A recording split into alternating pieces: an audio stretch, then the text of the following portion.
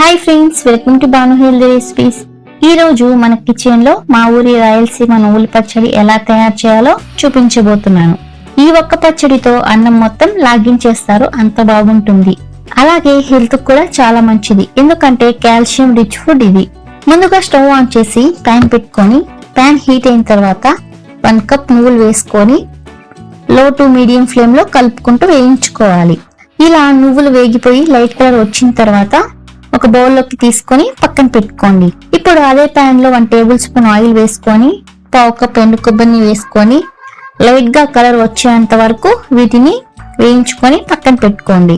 అదే ప్యాన్ లో 10 నుంచి 12 ఎండుమిర్చి వేసి లో ఫ్లేమ్ లో ఫ్రై చేసుకోండి. మీరు కారం ఎక్కువ తినేట్లుగా అయితే మరో 4 ఎండుమిర్చి వేసి ఫ్రై చేసుకోండి. లో ఫ్లేమ్ లో ఎండుమిర్చి మాడిపోకుండా తీసి పక్కన పెట్టుకోండి. ఇప్పుడు ఇందులోనే 2 కట్ చేసి పెట్టుకున్న టమాటా ముక్కల్ని వేసుకొని ఫ్రై చేయండి. 2-3 నిమిషాలు టమాటాల్ని మగ్గించుకోవాలి. టమాటా మగ్గిన తర్వాత ఇందులో 2 ఉల్లిపాయలు పెద్ద ముక్కలుగా కట్ చేసి వేసుకోండి. అలాగే 1/2 టేబుల్ స్పూన్ పసుపు వేసుకొని ఫ్రై చేసుకోండి. 10 వెల్లుల్లి రెబ్బలు వేసుకొని ఫ్రై చేసుకోండి. ఉల్లిపాయలు కొద్దిగా వేగిన తర్వాత స్టవ్ ఆఫ్ చేసి పూర్తిగా చల్లారనివ్వాలి.